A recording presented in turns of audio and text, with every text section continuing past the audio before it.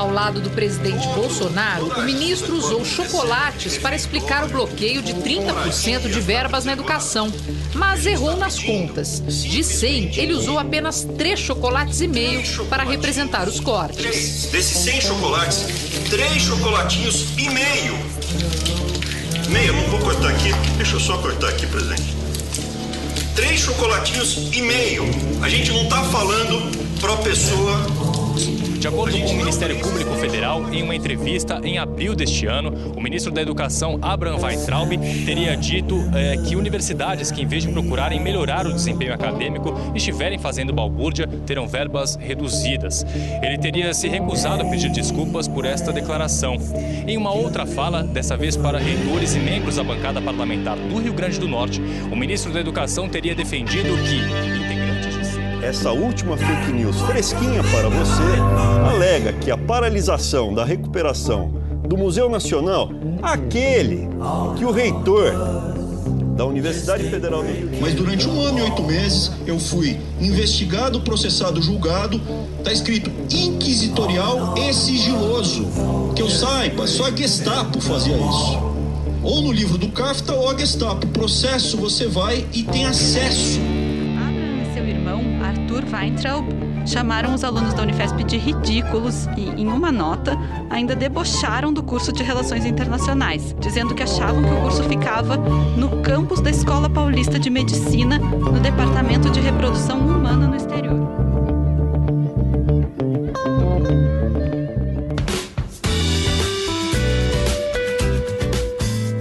A escada é uma construção que serve para fazer um deslocamento vertical. Nem sempre é assim, mas tem um jeito de facilitar tudo isso. De elevador? Não.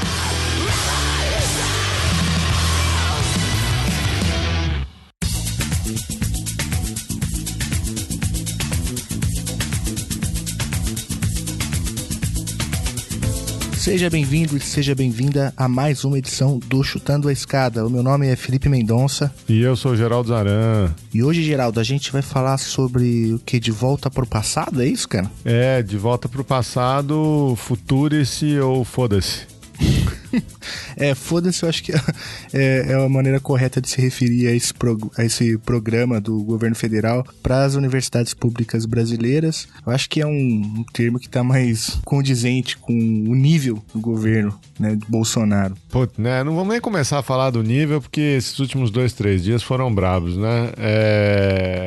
Recebemos aqui a Maria Carlotto, da UFABC, e o Lucas Tasqueto, também professor lá da UFABC. O Lucas já passou por aqui. Episódio 56, é isso, Felipe? Isso, episódio 56, falando sobre educação superior.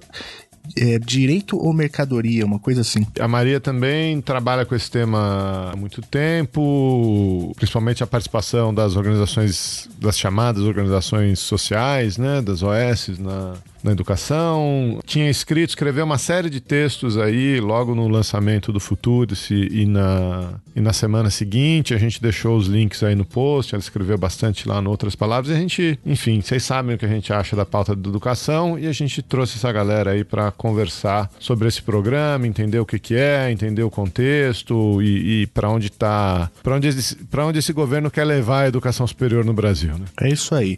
O Lucas Tasqueto e a Maria Carlotto leram aquilo que há para ser lido, né? Aquilo que há disponível sobre o projeto, o Futurice, e eles vêm contar aqui pra gente o que identificaram, enfim, o que encontraram na leitura que fizeram. Como o Geraldo disse, a gente vai deixar aí uma lista de textos sobre esse projeto para que você consiga se aprofundar e para que o ouvinte também envie lá no grupo de WhatsApp da família, porque esse projeto é um projeto absurdo e que a gente tem que combater com todas as forças. É isso aí.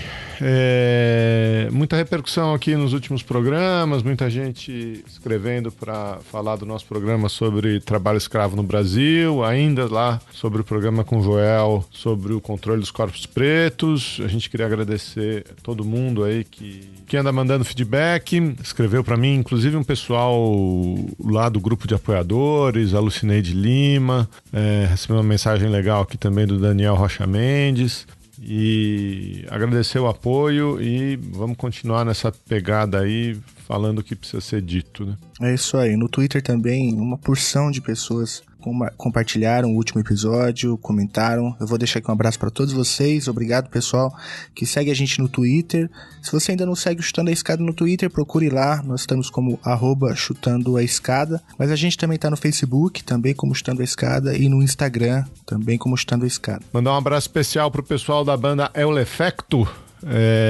Parece que eles estão aí na trilha sonora desse episódio, com uma homenagem ao Carlos Marighella e à Teresa Benguela, música nova aí do Efecto. Ouve aí com a gente, curte lá a banda, trabalho fenomenal dessa galera. Você sabe que eu sou fã do El Efecto e aonde eu passo eu comento da banda. Inclusive encontrei o Matheus, lembra do Matheus, né? Grande músico, já teve aqui umas 2 ou 3 vezes. Ele não conhecia o Efecto, eu falei pra ele, olha, abre o seu celular agora que eu vou te mostrar. Então eu já fiz aí minha parte divulgando o trabalho do El Efecto. Mas o músico da família é o Samuel, né? O Matheus é fake. Eu falei isso pra ele também.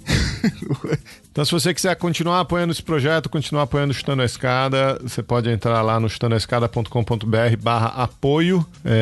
A gente tem um programa de apoio pelo PicPay, pelo Patreon ou pelo Catarse, catarse.me/Chutando a Escada. Você pode ver lá os tipos de contribuição, as nossas metas.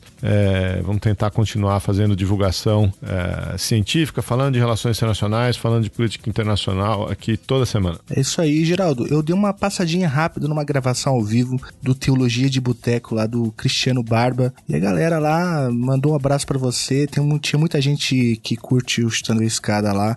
Então eu vou deixar aqui um abraço também pro Barba. Parabéns, Barba, pelo trabalho e pela gravação ao vivo, foi demais. E lá, cara, naquela oportunidade eu tive a chance de falar rapidinho lá no Teologia de Boteco. E aí eu deixei o meu recado lá em nome do Chutando a Escada, basicamente dizendo que chega de normalizar esse governo de fascínoras, né, que é o governo Bolsonaro. A gente tem que começar a chamar as coisas pelo nome que tem. E o Bolsonaro é um psicopata, né? O Bolsonaro é um sujeito que precisa ocupar a lata de lixo da história, o lugar que ele nunca deveria ter saído. Então eu deixei nosso recado lá. E lá no Encontro do Teologia eu conheci o pessoal que toca o projeto Babel Podcast e Punho Podcast. Vou deixar o link aí no post. Galera, gente boa, cara. Recomendo que vocês escutem também. E prometi que ia mandar um abraço pessoal, então tá aí, recado dado, abraço enviado. E você também teve num evento aí? Como que foi? Poxa, cara, eu tive num evento lá na Conectas, o Jefferson Nascimento da Conectas e a Luísa escreveram aqui para convidar a gente para um happy hour, uma discussão aí sobre podcasts e divulgação de direitos humanos. Conheci uma galera da pesada lá, tava a Ira e a Karine do Ponto G, tava o Rodrigo Vizeu da Folha, né, do Presidente da Semana, do Café da Manhã, tava um pessoal da Half Death, quem mais tava lá? Tinha um pessoal do Greenpeace, tinha um pessoal do Sou da Paz, do ISA, galera bacana, toda essa galera aí de organizações que tem, né, podcasts na área de direitos humanos, As Árvores Somos Nozes, do Greenpeace, o Copiou Parente, do ISA, do Instituto Socioambiental. Todos podcasts muito interessantes aí, recomendo que vocês deem uma ouvida também. E obrigado, Jeff, pela cerveja e pelo convite.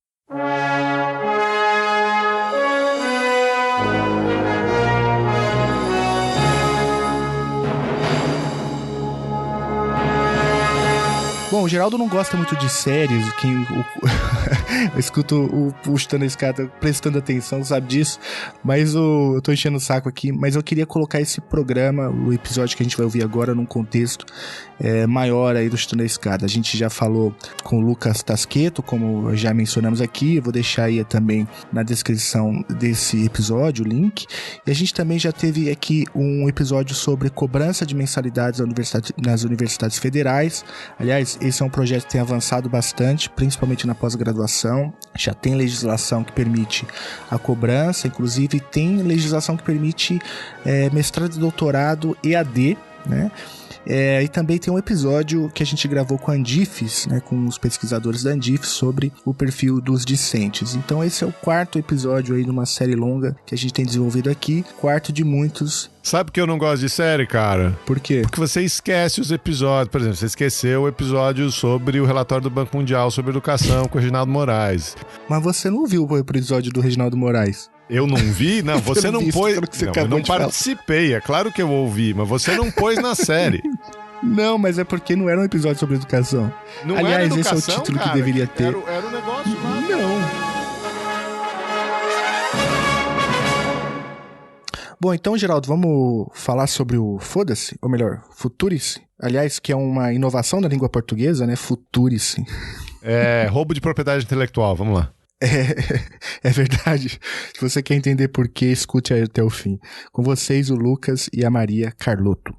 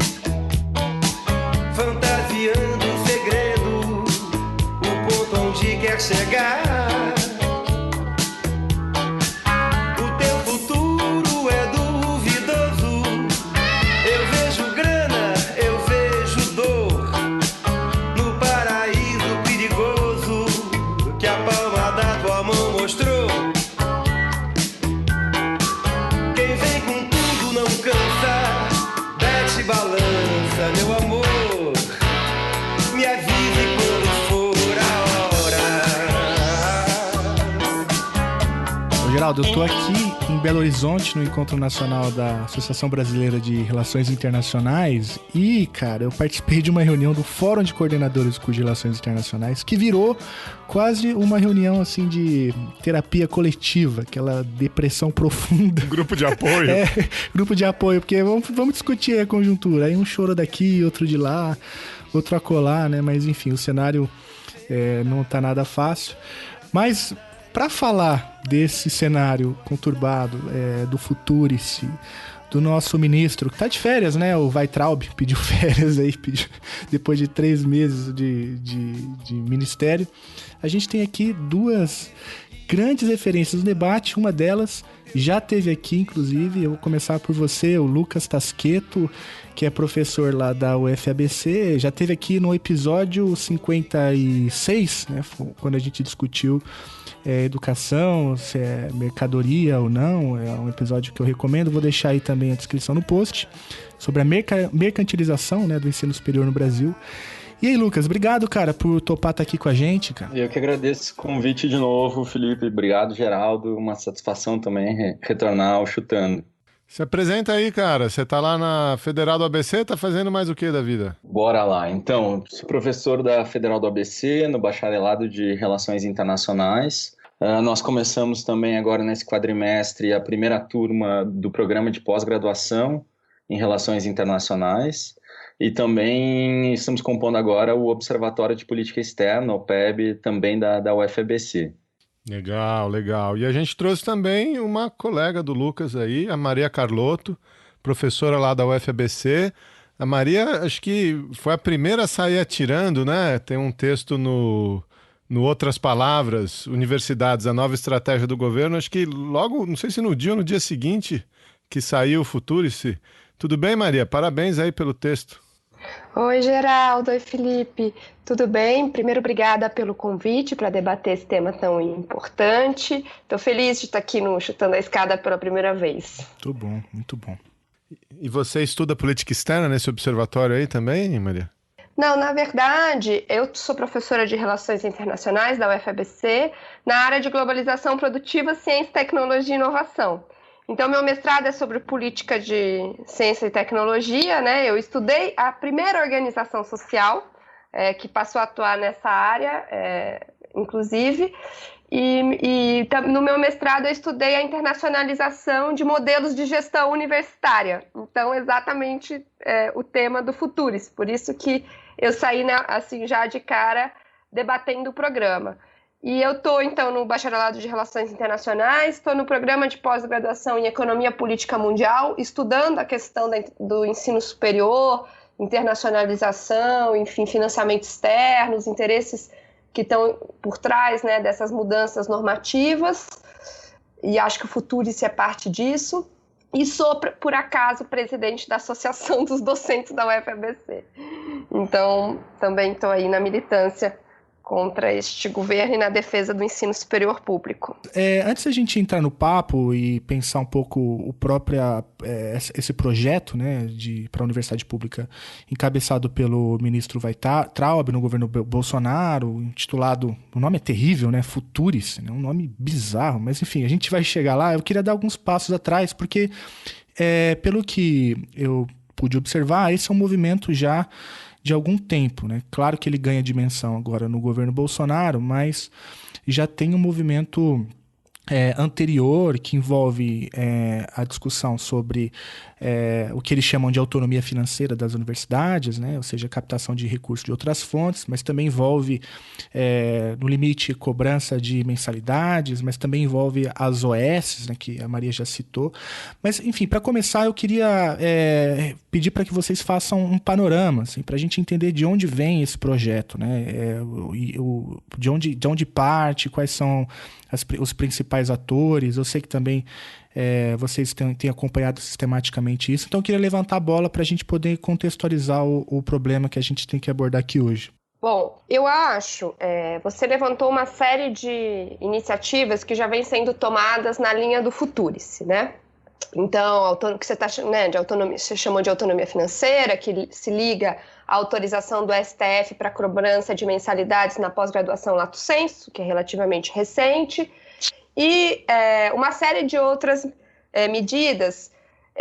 Vou tentar formular de outra maneira, acho que vai ficar mais claro. Eu acho o seguinte, acho que o essencial do Futurice é que ele aponta numa direção, mas na verdade ele quer atingir outra, tá? E ele é totalmente diferente de tudo o que veio antes. Então, vou dar um exemplo, tá? A questão da autonomia financeira. A autonomia financeira, veja, na Constituição se diz claramente que as universidades públicas, federais, né, particularmente, têm autonomia de gestão financeira, ou seja, elas podem gerir autonomamente os seus recursos. Mas não se fala em autonomia financeira. Por quê? Porque se diz na Constituição que a fonte prioritária de financiamento das universidades vai ser o recurso público. Então, essa diferença entre autonomia de gestão financeira e autonomia financeira é essencial para entender o que está na mesa aqui. Tá? O que é diferente no Futurice é que, embora o ministro diz que não, que se visa incrementar recursos privados de outras fontes, o objetivo é, sim, substituir o recurso público por recurso privado prioritariamente. E é por isso que ele fala em autonomia financeira. Tá? Isso já foi discutido em 96, lá atrás, durante o governo Fernando Henrique, foi rechaçado pelas universidades. Havia uma proposta de emenda constitucional para mudar esse artigo da Constituição. Tá? O Futurice não propõe essa mudança constitucional, mas aponta nessa direção, de uma substituição do financiamento público por financiamento privado. E é por isso que ele é diferente de todas as iniciativas que vinham sendo apontadas, que vinham surgindo, por exemplo, para incrementar a relação da universidade com a empresa, né? Ou seja, desenvolver programas de inovação, parcerias, enfim, tudo isso, desde o final do governo Fernando Henrique, já vem sendo, de fato, implementado, inclusive por processos até bem democráticos, como as conferências nacionais de ciência e tecnologia, que resultaram numa política, né, de ciência e tecnologia nova, que colocava a inovação no centro. Isso foi consolidado na Lei de Inovação de 2004. Então, tem uma série de elementos do Futurice que já está previsto na Lei de Inovação. Depois, o Marco de Ciência e Tecnologia de 2016 aprofundou algumas coisas nesse sentido, mas sempre dentro de um espírito que o financiamento prioritário da universidade é público, tá? E não privado. Então, eu acho que o Futurice é diferente de tudo que veio antes por isso, tá? E mesmo a questão, para concluir, da decisão do STF de autorizar a cobrança de pós-graduação lato sensu, também é diferente, eu acho, a questão ali no Futuris, porque, veja, o Futuris ele é muito confuso, né? Ele é muito amplo, ele tem, enfim, ele não diz claramente qual é por exemplo, né, o objetivo. Se você lê o Futuris, quais são os objetivos centrais? Modernizar a gestão, portanto, seria modernizar a atividade meio da universidade. Mas quando você lê o projeto, você vê que tem uma série de artigos, enfim, de mudanças nas atividades fim da universidade. Então é para mudar a pesquisa, é para mudar o ensino e assim por diante. Então tem essa confusão.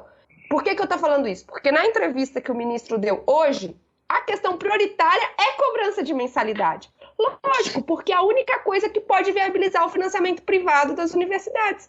Certo? Porque nenhuma das outras medidas, venda de pesquisa, nada disso vai funcionar. Então, eu acho, para concluir, que o Futuris é diferente de tudo que veio antes, tá? E acho que é por isso que ele deve preocupar todo mundo, porque o que está em jogo é uma mudança no marco de funcionamento das universidades e na política de ciência e tecnologia. Lucas, antes de passar a bola, cara, deixa eu só fazer um comentário, que eu achei que a Maria usou uma expressão muito feliz, né? Que o Futuris ele aponta para um lado, mas ele significa outra coisa, né? Ele caminha para outro lado. Então ela falou aí da modernização da gestão, mas, por exemplo, eu, para me preparar para esse programa, tentei ler o Futuris, né? Fui tentar achar. E aí eu descobri o seguinte, que o Ministério da Educação não disponibilizou o documento abertamente, né? Então, olha só, para você ter acesso ao texto do documento, você tem que participar, você tem que fazer um cadastro numa consulta pública, né? E aí você precisa se cadastrar com nome, endereço, e-mail e CPF. Veja só, né? E aí, aparentemente, de uma maneira democrática, para consultar a população, a consulta está lá aberta, o documento tem acho que 9 partes, você pode ir lendo parte a parte, mas o que o Ministério te pergunta é se o texto está totalmente claro com ressalvas, ou se não está claro. Ele não pergunta se o texto faz sentido, se você gostou, se você apoia, se você teria... Não, é uma pergunta, quer dizer, é uma fachada, né, de democracia, de consulta pública, de não sei o quê, para um negócio que não está aberto a comentários, né? Ele não está aberto a críticas, ele é um produto pronto que vem nessa roupagem aí de modernização, não sei o que e tal, mas não é disso que a gente está falando, né? Não, perfeito, exatamente. Eu quero tocar nesse teu ponto, Geraldo, porque eu acho que esse é um ponto importante, né? Hoje eu estava também nesses últimos dias nessa missão de tentar achar o texto original do projeto, também ver os comentários que foram liberados pelo MEC e depois cruzar, claro, com as entrevistas do ministro, que eu acho que são, eu não diria muito esclarecedoras, mas que nos dão algumas direções, como a Maria falou, né? E eu acho que a gente tem dois elementos centrais, dois pontos centrais que a gente deve discutir. Primeiro, eu concordo completamente com a Maria, eu acho que esse projeto traz de volta, explicita vários pontos que já vinham sendo tratados anteriormente, né, em maior ou menor medida, mas apontam, de fato, como a Maria fala, para uma lógica muito mais privatista do que essa dinâmica de procurar fins públicos nessas ações, né? E isso se agrava, sobretudo, com a extensão do projeto e o grau de abertura nas regras, né? Eu fui sublinhando ao longo do texto uma série de aberturas que são muito problemáticas. Então, acho que tem dois pontos centrais aqui. Eu acho que, primeiro, a estrutura do projeto é enorme, né? Quer dizer, o MEC dividiu em 3 eixos, né? Um eixo de gestão, governança e empreendedorismo. Então, muita atenção nessas 3 palavras, né? Me impressionou muito a questão de governança, quer dizer, tem abertura aqui a códigos de autorregulação do mercado, abertura para avaliação de satisfação de alunos, né? Abertura para atos do ministro que irão estabelecer metas e indicadores de governança para as instituições de ensino superior que sequer estão formuladas, a gente não sabe o que são esses atos, o que são essas regras, e depois aqueles 2 eixos, um eixo de pesquisa, inovação e internacionalização e um eixo que chamamos de cultura do esforço. Então, no âmbito disso tudo, Nós temos códigos de conduta, nós temos regras de gestão, nós temos a organização da relação com as organizações sociais, toda a estruturação dos fundos, né, dos fundos que alguns chamam de fundo soberano, regras para professores, processos de internacionalização, etc. E aqui no meio, como a Maria falou, tem a questão de cobrança de mensalidades em programa de pós-graduação lato sensu, prestação de serviços, prestação de consultoria, comercialização de bens e produtos, etc. Então acho que a gente tem muita coisa para discutir e o perigo, na verdade, é se perder nessas minúcias do projeto. E um segundo ponto, que é um ponto que dialoga muito com o texto da Maria, que eu também achei excelente, é a necessidade de retomar os contextos, né? Em que contexto nós estamos trabalhando. E eu estava pensando aqui em pelo menos 3 contextos. Primeiro, a gente tem que considerar o contexto de política econômica, quer dizer, a gente vem numa sequência de corte de recursos, de um contingencionamento muito forte de recursos federais, na casa de quase 30% agora, que é um tema que a gente precisa resolver de maneira imediata, quer dizer, as universidades precisam desse recurso para tocar suas atividades ainda nesse ano. Nós temos políticas econômicas em torno somente de abertura comercial, como se ela fosse suficiente para a criação de um ambiente de inovação, de empreendedorismo, como esse governo coloca no projeto. E mais do que isso, quer dizer, uma ausência global de uma ideia, de uma estratégia de desenvolvimento. Nesse contexto, nós não temos recursos para pesquisa acadêmica e nós não temos recursos sequer também para políticas de permanência nas nossas universidades. Esse é um primeiro contexto. E eu acho que o projeto ele tem que ser lido, ele tem que ser encaixado nesse contexto econômico mais amplo desse governo. E os outros 2 dialogam um pouco com o que tu falaste, Geraldo. Eu acho, primeiro, a gente está trabalhando com um contexto muito forte de autoritarismo por parte do governo, das declarações não só do presidente, mas também do ministro. Uma falta de diálogo tremenda. Quer dizer, esse é um programa que veio de cima para baixo, ainda que o ministro alegue que teve participação de reitores, os reitores têm negado de maneira veemente, né? Quer dizer, eles tiveram acesso a esse projeto, segundo várias declarações de reitores, somente um dia antes da apresentação. Esse processo de consulta pública, que é um processo de um mês, né? De um mês, e nesse ritmo e da forma como você colocou, quer dizer, ele está disponível online, uma plataforma, eu conferi os dados hoje, até hoje foram ser quase 15 mil cadastros, né? 14.500 cadastros. E cerca de 5 mil comentários, você comenta o projeto, né? Que não é um espaço de discussão efetiva e de alteração genuína de pontos. Então, quer dizer, esse cenário, esse contexto é muito grave, né? É muito grave, e ele não é isolado, né? Ele se soma a uma série de outras medidas do governo federal, por exemplo, de submeter a nomeação de vice-reitor, de pró-reitores pelo crivo da Casa Civil, critérios que, como a Maria falou, não são nada claros no âmbito do projeto, que fornecem janelas muito fortes para a intervenção do ministro da Educação posteriormente. Então, a gente acorda algo que não sabe o que será nas suas minúcias. E, por fim, um terceiro contexto, que se soma a esse contexto anterior, que são as visões já exteriorizadas desse governo em relação à educação pública, né? O que é, de certa forma, também é uma contradição, né? Quer dizer, esse governo tenta de maneira frequente, né, faz de maneira frequente ataques à educação pública, não só à universidade, mas também aos professores e a certas áreas da universidade, e agora aparece com um projeto que tenta atrair investimentos privados. Chega a ser meio contraditório.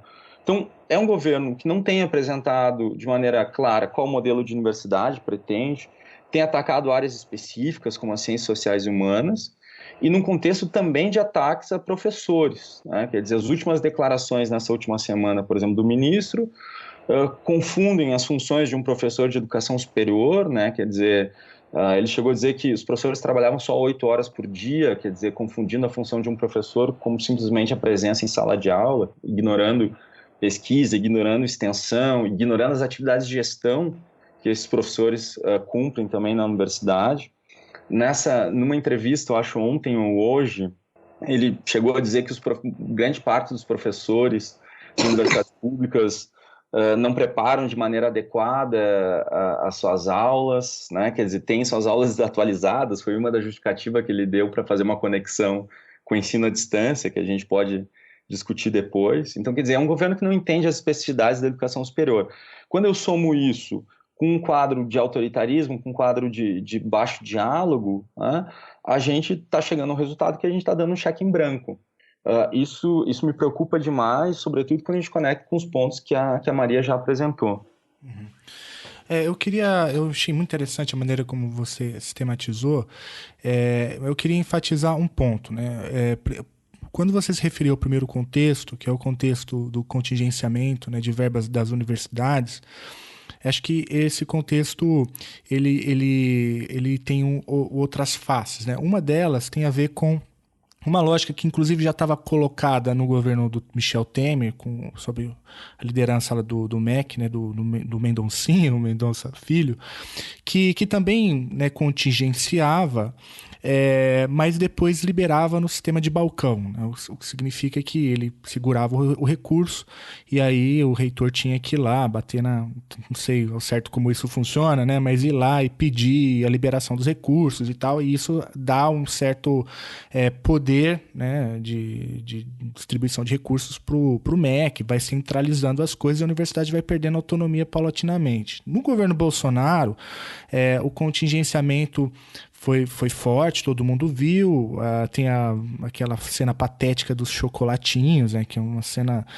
assim, ridícula, um absurdo e tal, mas o ponto é que houve uma reação grande da sociedade, né, que levou ao 14 de maio, levou depois de novo, né, no dia, eu não lembro agora a segunda marcha exatamente qual foi o dia, mas foram 2 grandes marchas, né, que depois até as pesquisas de popularidade do governo apontavam que parte da queda, né, da avaliação bom e ótimo do governo Bolsonaro tinha a ver com a maneira como ele lidou com a educação. Mas por que eu estou colocando esse contexto? Porque então a gente tem um contingenciamento, a gente tem uma reação popular à maneira como o governo Bolsonaro trata a educação como um todo, mas especificamente a educação superior, que foi, na minha avaliação, a força principal daquelas marchas.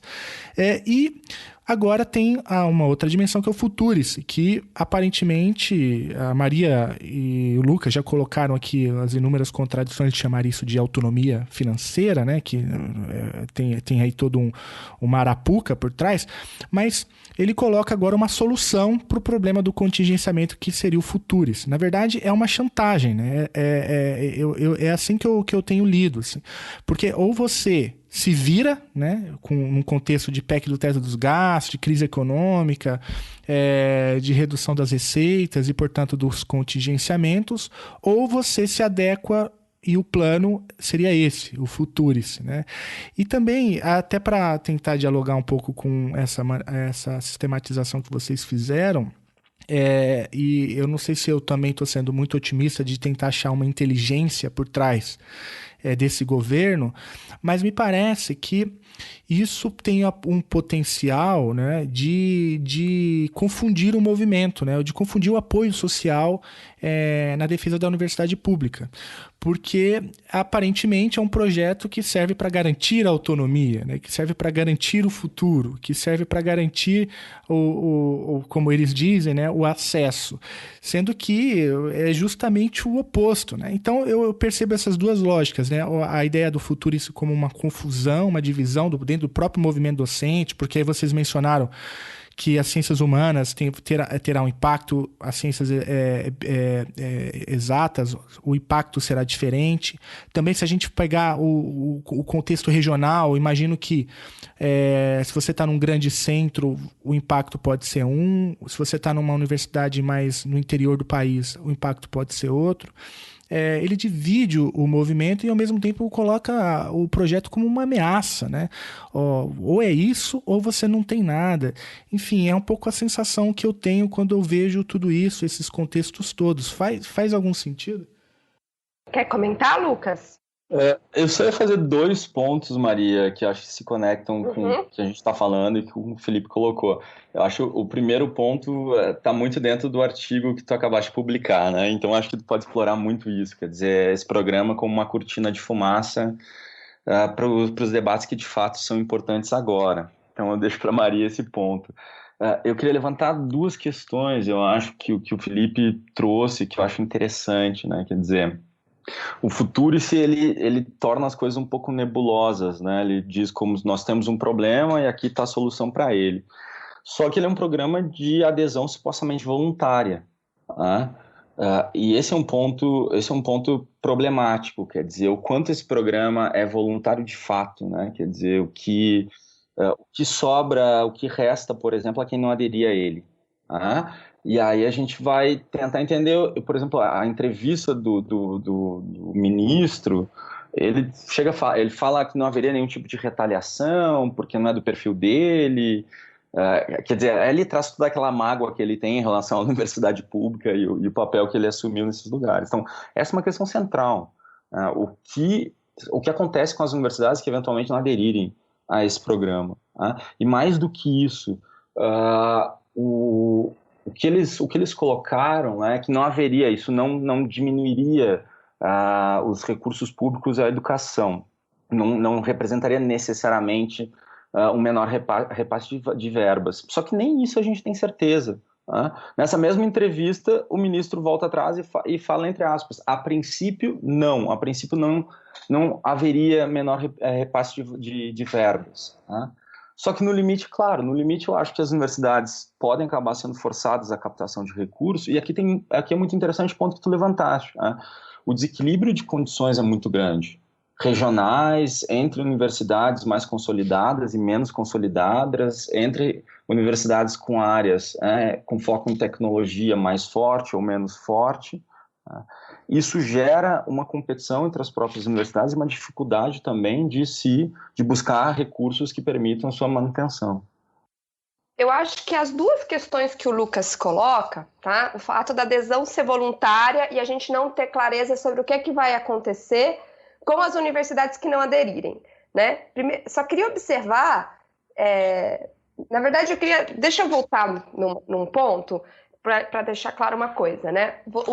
O Felipe falou sobre como a gente, acho que foi o Geraldo, enfim, que o governo não liberou o texto, né? Olha só, é mais grave ainda, gente. O que nós temos em relação ao Futurice, tá? Em termos concretos de projeto apresentado, de texto escrito. Nós temos o print da consulta pública. Nós temos um press release chamado Para Revolucionar é Preciso Despertar, de 21 slides, tá? Aonde se faz lá toda uma... E temos um projeto de lei, tá? Um projeto de lei que está circulando informalmente, mas que não é oficial, tá? Mas o projeto de lei é um pouco mais completo e fica um pouco mais claro aonde o projeto quer chegar, embora ele seja informal, tá? Então, eu vou me basear nesse projeto de lei. Muitas coisas estão no print, se a gente for lá na consulta pública, muita coisa está lá, mas o projeto de lei é mais completo. Então, para voltar na questão do Lucas, né, o Lucas diz, não sabemos o que vai acontecer com as universidades que não aderirem. Eu já começo dizendo que a gente não sabe o que vai acontecer também com as universidades que aderirem. Porque no artigo 2 da lei, que está na consulta pública, diz, ao aderir ao Futurice, as instituições federais de ensino superior se comprometem a utilizar OSs, e aí bababá, muito genérico, adotar diretrizes de governança dispostas nesta lei, inclusive ao sistema de governança a ser indicado pelo MEC. Então, assim, significa que o Lucas falou em cheque em branco, põe cheque em branco nisso. Você vai aderir a um sistema de governança que você nem sabe qual é. E mais, tá? Depois diz que a adesão é voluntária, tá? Mas nesse mesmo artigo, tá? Tem um parágrafo único que diz que a permanência será condicionada à manutenção dos requisitos dispostos no caput do artigo, que é no caput do artigo, que é muito genérico, tá? E que se a universidade for excluída, tá? Pode ensejar a aplicação de penalidades. Que penalidades? Percebe? Então, assim, a gente não sabe o que vai acontecer com as que não aderirem e também não sabe o que vai acontecer com as que aderirem, tá? Primeira coisa. Segundo, que ele fala que o ministro diz que os repasses, ou seja, que os recursos públicos não estão comprometidos ou seja, o repasse público não está comprometido pelo Futurice. O Futurice seria um a mais, e não uma substituição do recurso público. Eu acabei de publicar um texto hoje, um novo texto, no Outras Palavras, porque argumentando que é o contrário disso. E aí, de novo, tem a ver com o contexto que o Lucas colocou e que o Felipe também levantou, tá? Então, vou para ser rápida, pontuar. A primeira coisa é o seguinte, o governo já vinha, desde o governo Temer, né, na verdade, desde 2015, os repasses para as universidades federais já vinham escasseando, tá? A PEC do teto só recrudesceu isso, tá? Então, o que muda no governo Bolsonaro? É que eles contingenciaram unilateralmente para todas as universidades 30% do orçamento. E eles retiraram esse orçamento e colocaram numa conta separada. Então, as universidades não têm mais acesso a esse recurso. Curiosamente, 30% é exatamente o piso, tá, que o ministro disse que a gente vai arrecadar com o Futurice. Então, ele disse, se tudo der errado, nós vamos conseguir 30% do orçamento. Curioso, né? Ô Maria, deixa eu só te cortar, desculpa, porque você passou por uma informação importante que eu acho importante enfatizar. Porque, então, é um equívoco chamar de contingenciamento. Foi um corte, o dinheiro saiu da conta. Veja, isso é uma questão super polêmica, porque assim, o dinheiro está disponível, aparece no sistema de gestão financeiro, tá? Mas não está disponível mais para as universidades. O dinheiro está... claro, o dinheiro não existe, tá? Ele vai vir de arrecadações futuras, lógico. Então, o dinheiro materialmente não existe. Mas as universidades não podem, como podiam em outros anos, por exemplo, fazer licitação contando com esse dinheiro. Porque ele está bloqueado. Então, corte. É diferente do governo, por exemplo, do Temer. A metodologia usada, né? Porque... Tá, vocês querem entrar nessa questão muito específica? Não, é porque isso faz toda a diferença, porque eu acho que isso, por exemplo, é importante até para aquela coisa da ameaça. E ainda depois tem uma outra informação que você dá que é muito importante, que é justamente o aporte que o Futurice se pretende colocar nas universidades. Ou seja, a conta parece que ficou clara para mim, assim. O que eles dizem é o seguinte, o que os técnicos do MEC disseram na audiência pública no Congresso, tá? Que, na verdade, o que se fazia de contingenciamento até 2017 não era contingenciamento, era na verdade, você liberava em partes o dinheiro à medida que a arrecadação ia chegando, tá? É um pouco confuso isso, mas assim, tem uma questão, são 3 contas, tá? A universidade tem 3 dinheiros. Tem o dinheiro que está na conta, que ela pode pagar imediatamente. Tem um dinheiro que está previsto para ser liberado por cotas, à medida que a arrecadação for chegando. E tem o contingenciamento, tá? A figura desse contingenciamento que elas sofreram agora é totalmente novo. Nunca havia sido aplicado, que é você bloquear o dinheiro e pôr numa conta separada, chamada, ou seja, você bloqueia lá no sistema de gestão financeira e coloca numa conta chamada conta de contingenciamento para bloqueio. O que eles dizem é que isso foi instituído em 2017, tá? Mas que o governo, até então, só aplicava em projetos internos ao Ministério que seriam executados depois, no último trimestre do ano. Por exemplo, o Enem e, por exemplo, a compra de livros didáticos. Então, ninguém sentia esse bloqueio. Então, eles dizem que agora, como o volume é muito alto, que o Ministério da Economia obrigou a contingenciar 30%, aí as universidades sofreram na pele esse tipo de contingenciamento, que segundo eles já existia, mas nunca tinha chegado até nós. Mas o ponto essencial é o seguinte, é um bloqueio, tá? É um bloqueio da possibilidade de empenhar essa verba, e isso é novo, tá? Não sei se ficou claro. Eu acho que ficou claro, Maria, mas eu acho que tem um ponto aí que é o mesmo ponto que se repete na reforma da Previdência, em outras discussões, né? Então o projeto, o Futurice, é para garantir a sustentabilidade econômica, financeira do ensino superior. Tudo bem, mas da onde vem essa crise, né? Se essa crise vem da falta de repasse de recurso, do contingenciamento de recurso do governo federal, por que eu estou mexendo na universidade, não mexendo na fonte da crise? É um problema de diagnóstico tão... Quer dizer, tem juiz que tá sem receber? Tem parlamentar que tá sem receber? Tem... Porra, e aí você vai mexer na educação, na universidade pública, que tá na Constituição? Quer dizer, é uma distorção e ninguém no debate público, ninguém na mídia levanta... A pergunta tá errada, a prioridade tá errada. Então não adianta você dar um remédio, um antídoto para um problema que não existe, se o problema é outro. Né? Na verdade, isso é um projeto de desmonte do Estado. A gente já tem uma merda de estado de bem-estar e os caras estão querendo desmontar o pouco que a gente tem, porra. Então a pergunta tá lá atrás. Era exatamente aí que eu ia chegar. Porque é isso, eles cortaram 30% e estão nos oferecendo 30% com esse Futuris, tá? Mas a coisa é mais grave, porque é o seguinte, agora o orçamento é impositivo. Então, o que a Câmara aprovar no orçamento para 2020 terá que ser executado. Então, o que eu acho que é o grande objetivo do Futuris? É colocar na discussão do orçamento, que vai começar agora em agosto, uma possibilidade de reduzir o orçamento desde já. Percebe? Porque o que o ministro diz? As universidades poderiam estar arrecadando muito mais com parcerias, vendendo serviços, explorando suas marcas, seus prédios, seu isso, seu aquilo.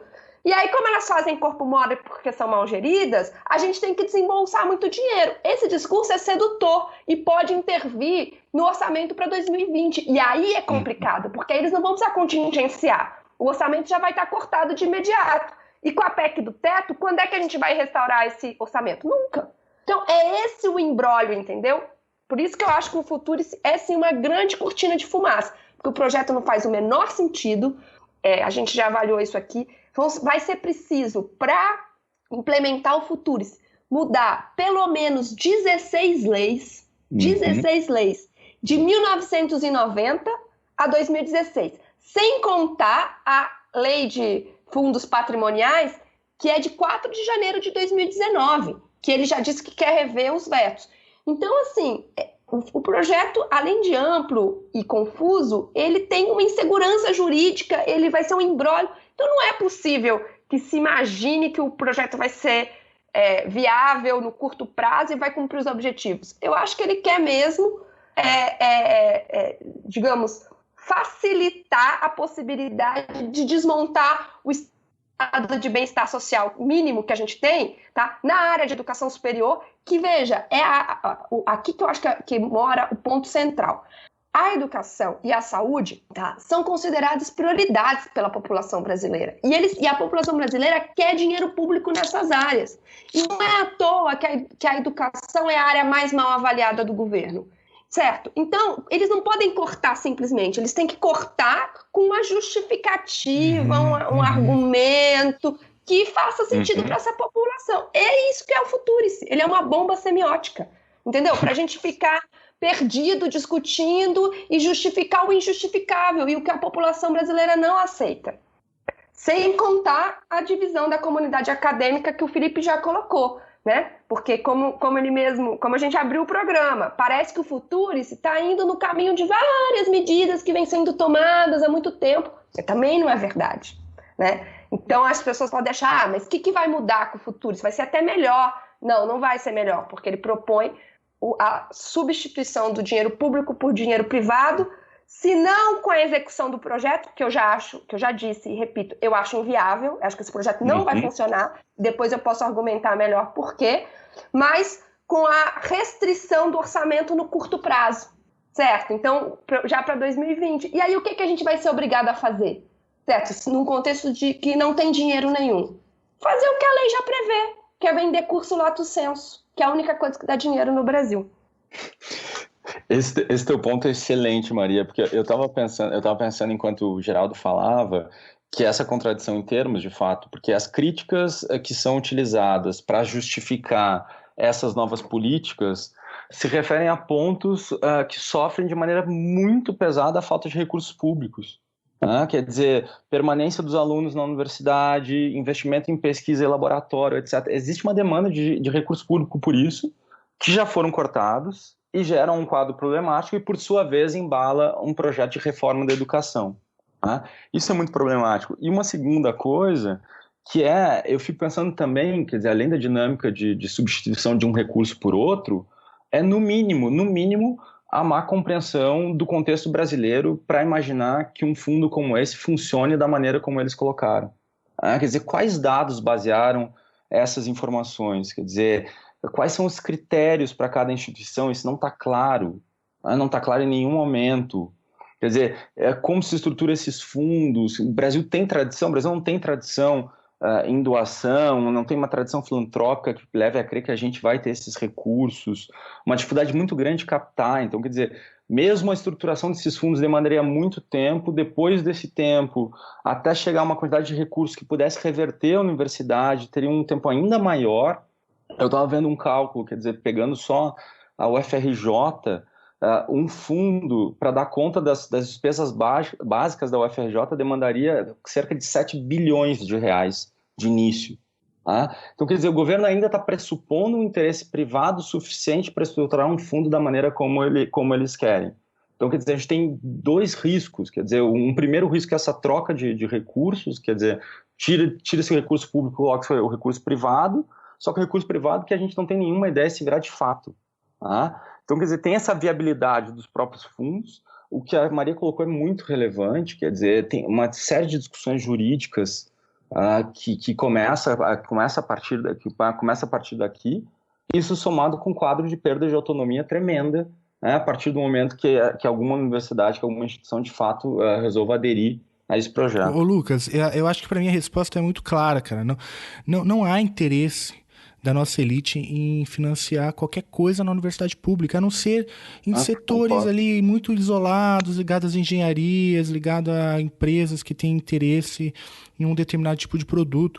Eu vou dar um exemplo meio tacanha, mas que eu acho que aponta para um quadro bem preciso, que foi o que aconteceu no museu no Rio de Janeiro. O que a nossa elite doou para aquele museu, para a reconstrução do museu?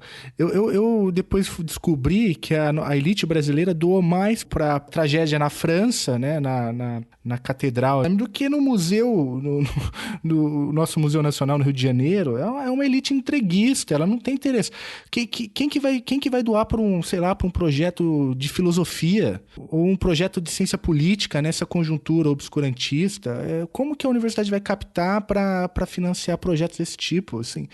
Eu acho que a nossa elite dá sinais muito claros de que ela não tem interesse na universidade pública brasileira, quanto mais financiar projetos de interesse público, né?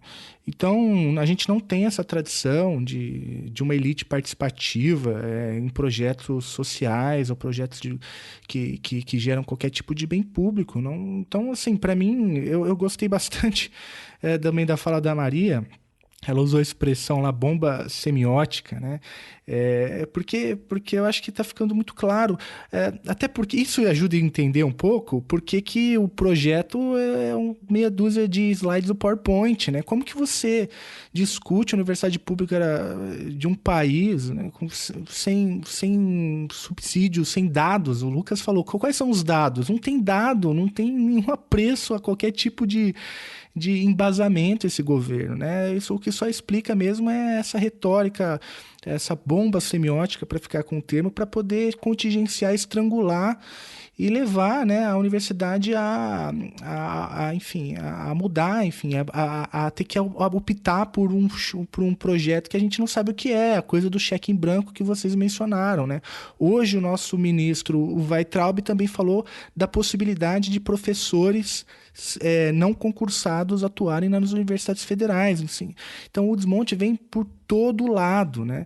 E eu queria voltar num ponto que que é justamente que eu até disse lá atrás, né, que é difícil tentar achar uma inteligência por trás disso, mas esse projeto, como bomba semiótica, ele tem esse potencial de criar uma falsa sensação de que se está investindo, né, na educação e de criar também uma série de visões dentro da própria comunidade universitária, né, entre diferentes segmentos da ciência e entre diferentes regiões do país. Eu queria enfatizar isso justamente para deixar muito claro para o ouvinte, para além daquilo tudo que a gente já ouviu aqui, o Geraldo falou, né, que é um projeto de Estado, a Maria falou que é uma bomba semiótica, o Lucas falou que isso não tem nenhum tipo de embasamento qualquer, né, em qualquer fonte, qualquer estudo. São pessoas que não conhecem a universidade e que, enfim, tratam o país de maneira, enfim, completamente absurdo, né? É um absurdo a maneira como eles tratam a coisa pública. Enfim, fica aqui, eu estou bastante angustiado, né? E queria deixar claro para o ouvinte que eu acho que a nossa função agora é se colocar contra esse projeto, né?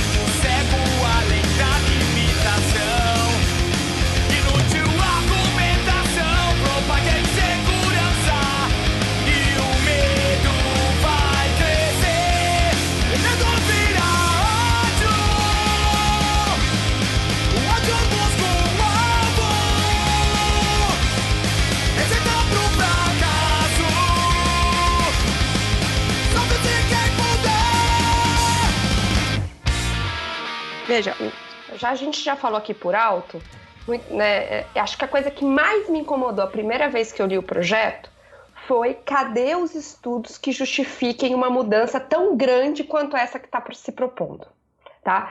Então, eu vou dar um exemplo.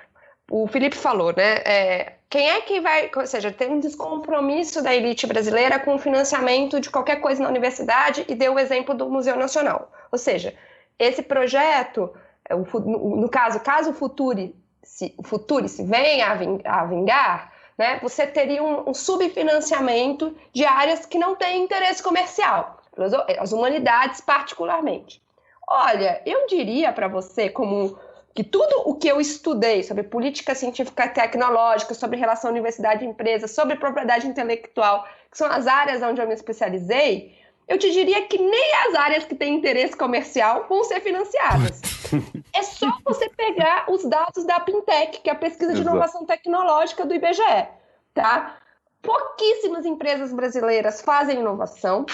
As poucas empresas que fazem inovação são estatais, sobretudo, tá? Que é justamente o que vem sendo desmontado, Embraer, Petrobras, enfim, tá? Então, se você olhar lá as fontes de inovação que as empresas consideram relevantes, as universidades é 1%. Então não tem, pela característica do capitalismo brasileiro, o nosso processo de desindustrialização não tem interesse nem sequer nas áreas que, digamos, com viabilidade comercial, tá? Então, eu acho que... cadê os dados? Da onde eles tiraram que isso vai ser viável? Então, o desprezo pelos dados, pelas informações, que está na base do Futuris, é, para mim, o desprezo que todo esse governo tem pelo conhecimento. Por exemplo, eu acho que é muito significativo um projeto dessa natureza, e já vou dizer qual eu acho que é a natureza, que tem a ver com a questão das organizações sociais. Eu acho muito relevante que ele saia na mesma semana que o Bolsonaro atacou o presidente, o INPE, o Instituto Nacional de Pesquisas Espaciais, dizendo que os dados de desmatamento são um absurdo, atacou a avaliação da ONU de que o Brasil está voltando para o mapa da fome, certo? Por quê? Porque dados é o que eles não querem. Eles não querem conhecimento, certo? Nem para um projeto de desenvolvimento, porque se assim fosse, eles não iam estar privatizando as empresas que fazem pesquisa no Brasil, desmontando tudo isso. Então, eles não querem conhecimento tecnologicamente aplicado e também não querem o conhecimento como base de política pública. E o Futurice é a expressão disso. Então, qual que é o meu problema com as OS? Primeiro que eu quero um estudo, gostaria de ver um estudo que me mostre que as fundações não cumprem o papel que as OS virão a cumprir. Por que precisa mudar o marco legal? O que não está funcionando nas fundações que já existem? Essa é a primeira pergunta que eu faço. E eu te digo, já te respondo, sabe, eu acho qual que é o ponto que as OS vão trazer, que as fundações não trazem? A contratação por professor via CLT. E por que isso é grave na questão da produção do conhecimento? Porque a previsão de autonomia da universidade e estabilidade do corpo docente é o que garante que a gente possa produzir conhecimento sem medo de ser demitido, certo? Eu posso sim, o presidente do INPE, o INPE e os pesquisadores do INPE e o seu presidente, que foi amplamente apoiado por todo o corpo funcional do Instituto Nacional de Pesquisas Espaciais, pode dizer contra a vontade do governo que estão desmatando mais, certo? Se a gente não tem estabilidade, como é que a gente pode fazer pesquisa que contraria os poderes estabelecidos? Isso vale tanto para o financiamento privado de pesquisas. Então, por exemplo, vou dar exemplos concretos. Quem foram os únicos pesquisadores que disseram que as barragens da Vale do Rio Doce tinham problemas? Os pesquisadores de universidades públicas. Porque eles não dependem da Vale, percebe? Ao contrário das empresas contratadas por elas, por ela. Então, assim, a estabilidade e a autonomia é a garantia do conhecimento livre, autônomo. E é isso que o governo não quer. Tanto é que não tem um estudo que fundamente esse Futurice. É esse o modelo de política que eles querem implementar. Entendeu? Eu brinco que é a política pública do obscurantismo. É uma política pública para implementar o obscurantismo. E a gente tem que ser radicalmente contra isso.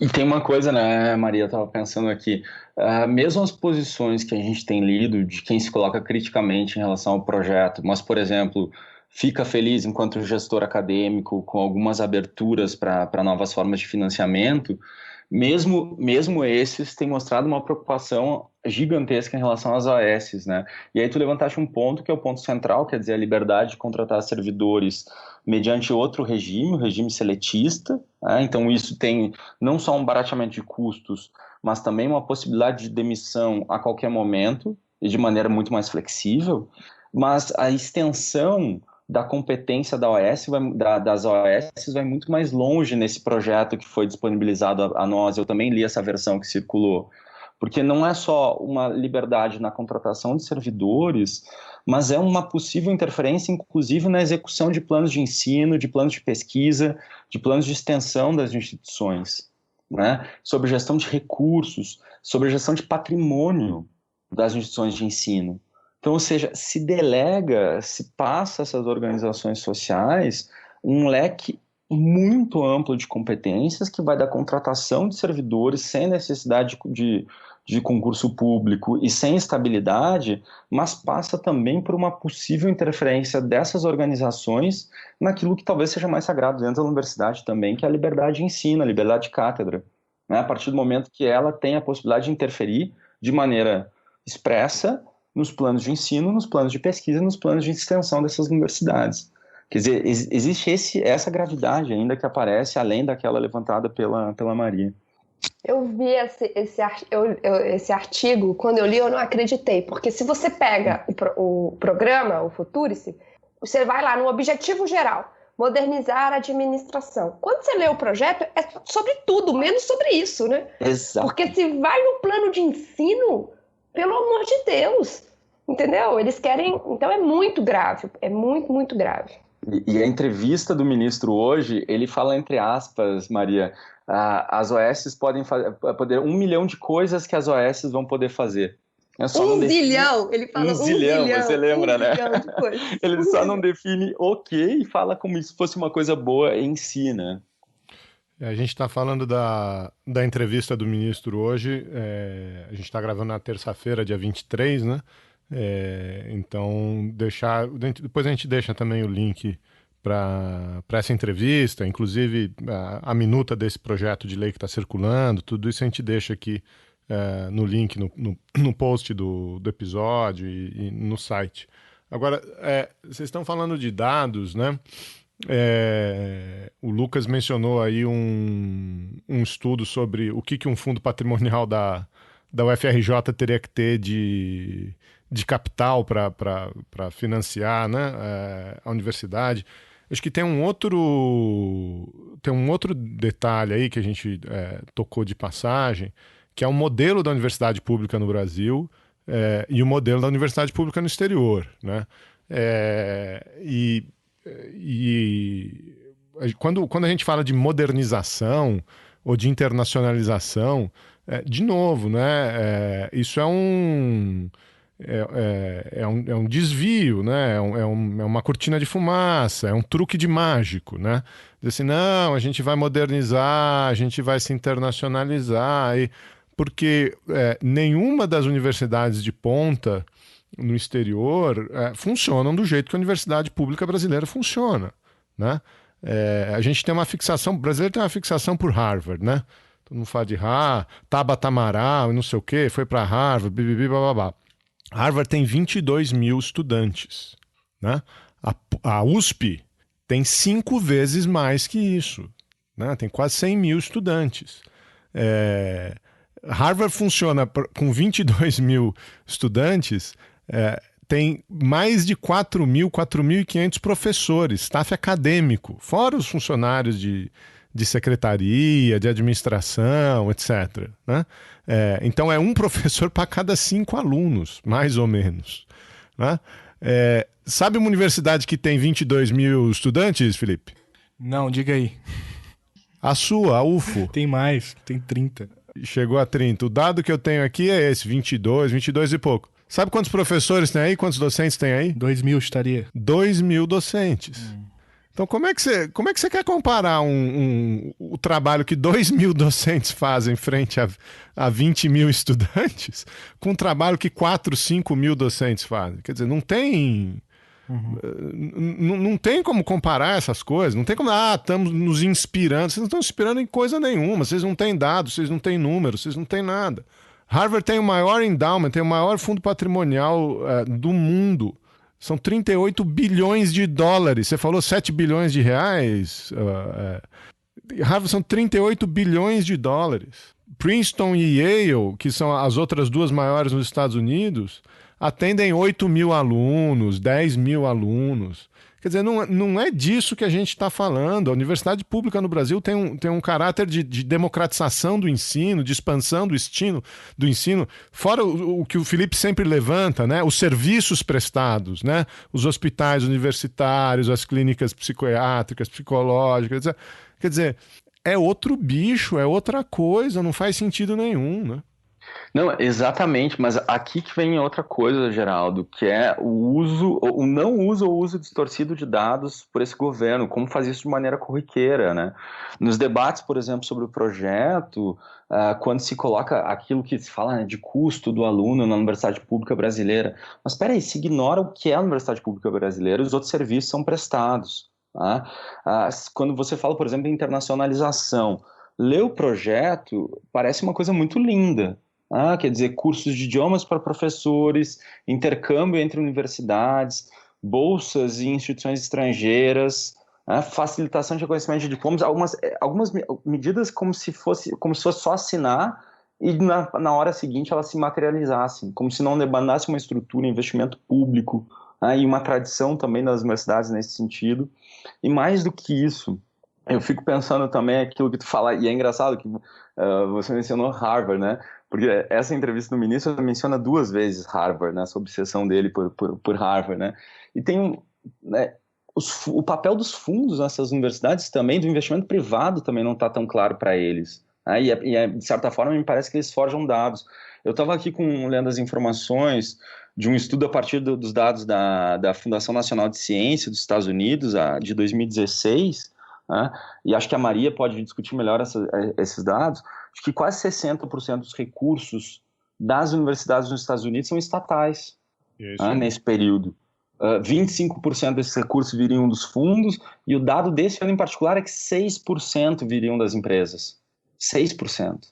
Então, quer dizer, a maneira como se superestima isso no país.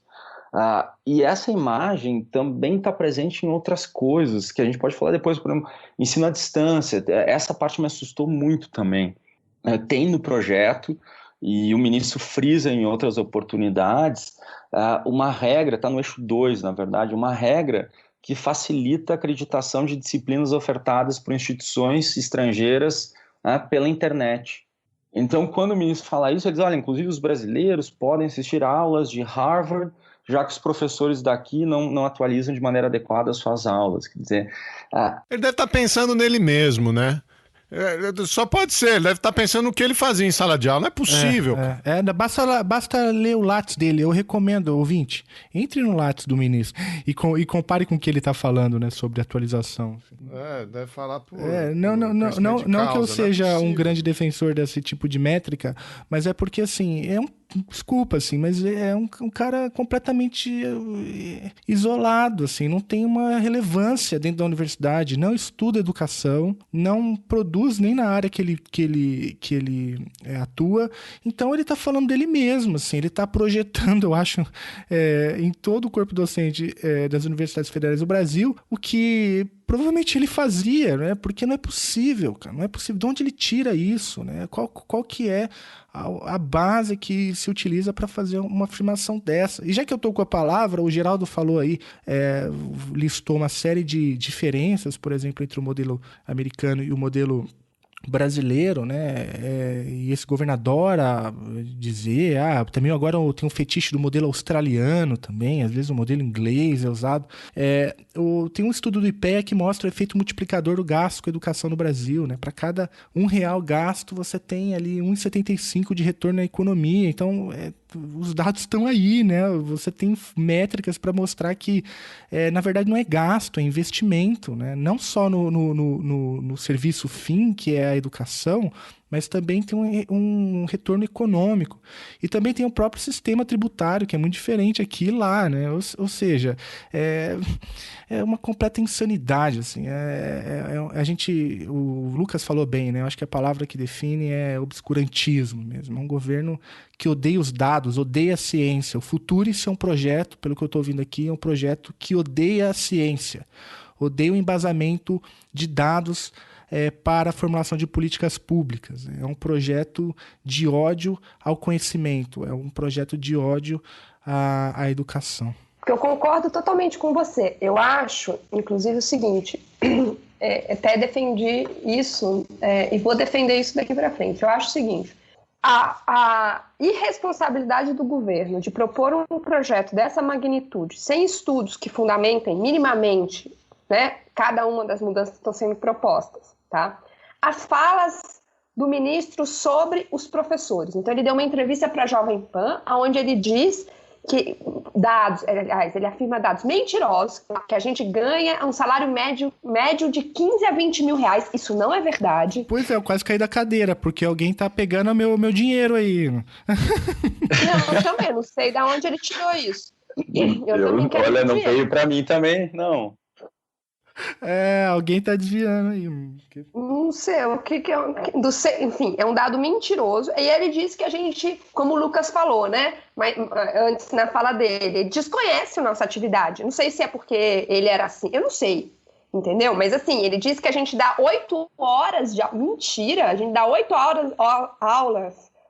horas de aula na graduação, mais pós-graduação, para começo de conversa, tá? Primeiro lugar. E segundo, que a gente, além disso, o que dá mais trabalho na universidade são as orientações de TCC, as orientações de mestrado, as orientações de doutorado, fora nossas atividades de extensão, fora nosso trabalho na administração da universidade. Então, assim, ele mente sobre o funcionamento da universidade pública com o intuito de atacar a universidade pública, atacar os professores.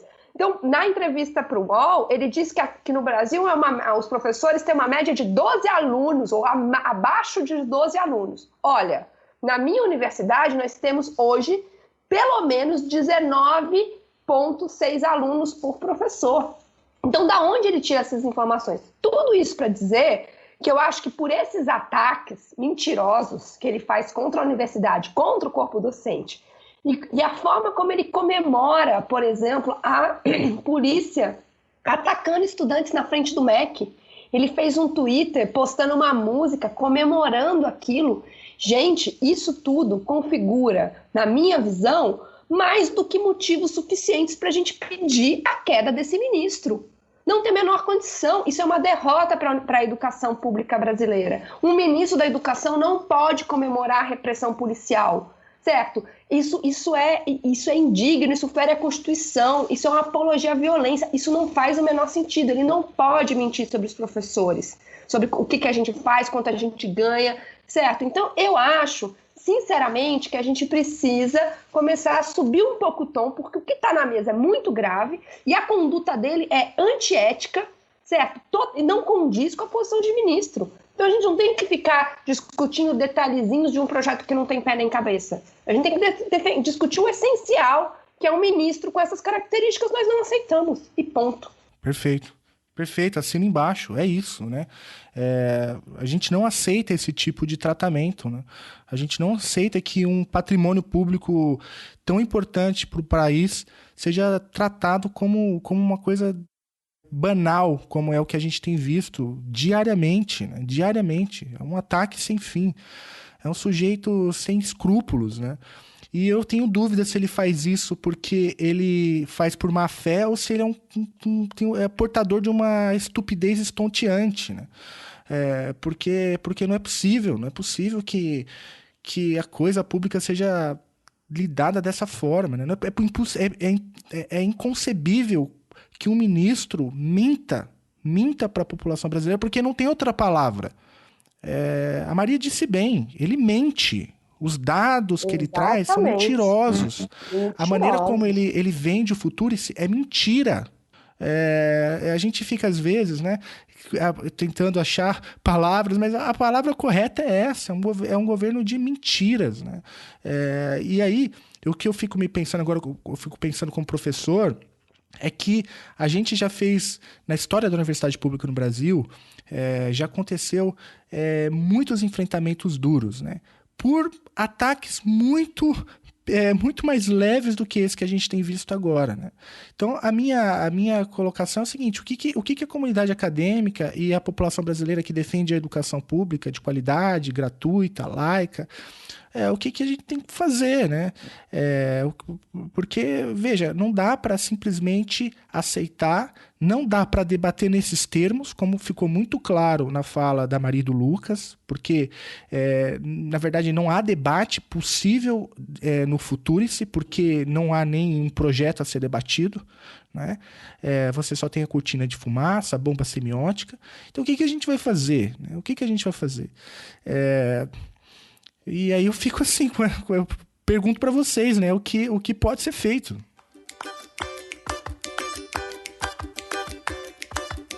Mas tu tem que lembrar, tu tem que lembrar, 25 do mês de julho, 25 do mês de julho. Mas tu tem que lembrar, tu tem que lembrar, 25 do mês de julho, 25 do mês de julho. A força que enfrenta o medo, a força que enfrenta o medo, pendendo de um arvoredo, pendendo de um arvoredo. A força que enfrenta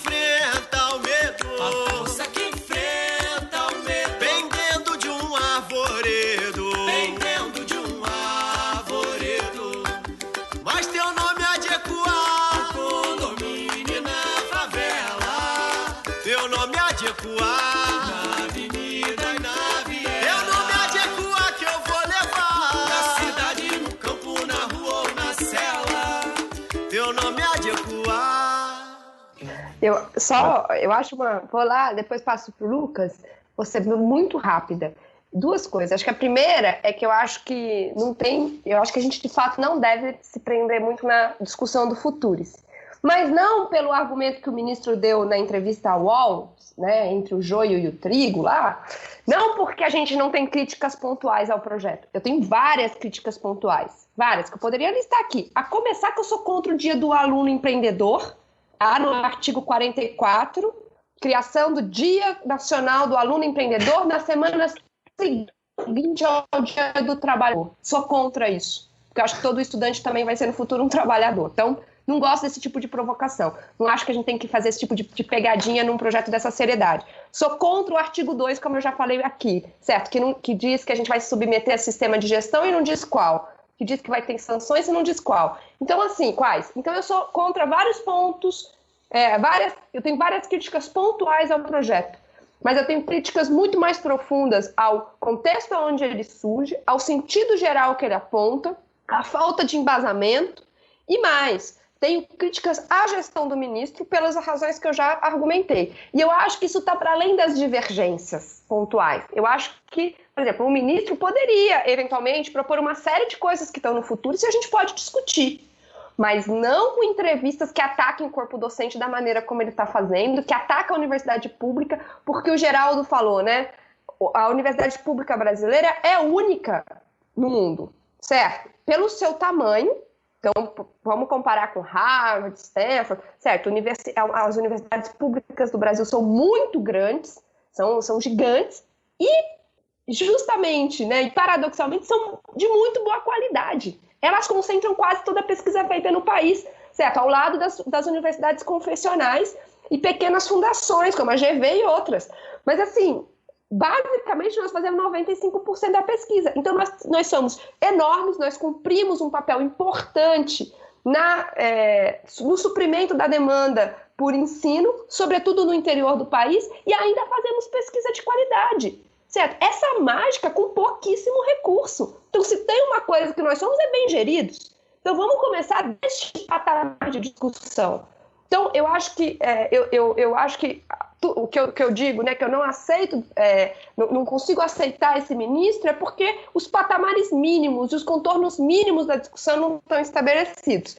E o que a gente pode fazer? Bom, eu acho que coisas como essa que nós estamos fazendo, né, discutir o projeto de forma, enfim, sem tabus, né, vamos discutir os pontos aqui, mas também sem promessas, sem fé cega em promessas falsas e palavras bonitas, certo? Slogans que inovam a língua portuguesa, né? Sem isso, e vamos também se somar às mobilizações, enfim, que vão ocorrer. Dia 13 de agosto está sendo chamado um novo dia de paralisação, né, de greve geral.